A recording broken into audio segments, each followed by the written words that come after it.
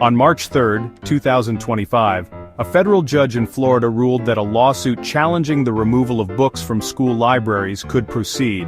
Judge Carlos Mendoza rejected the state's attempt to dismiss the case. The lawsuit argues that the removal of these books violates the First Amendment rights of students and authors. This ruling is a significant victory for free speech advocates. The case centers around Florida House Bill 1069, a controversial law passed in 2023. This law aims to restrict access to materials deemed inappropriate for school children.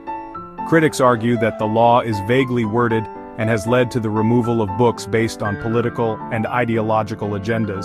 The judge's decision allows the lawsuit to move forward to trial, where the constitutionality of the law will be further examined.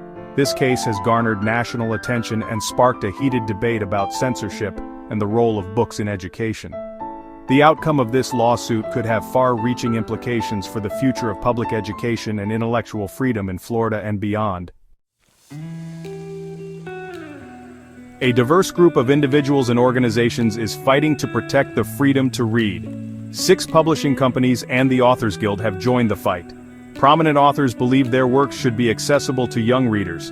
Defendants argue their actions protect students. This case highlights the tension between access to information and protecting children.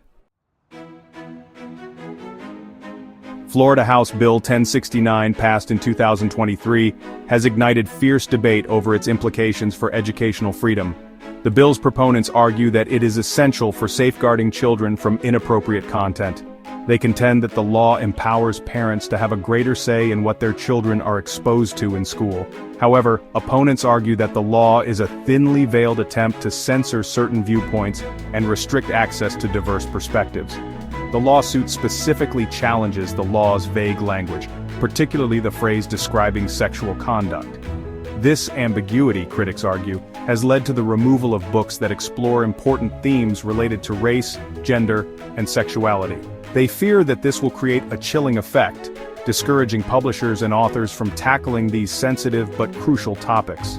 The plaintiffs argue that the law violates the First Amendment rights of students by denying them access to a wide range of ideas and perspectives.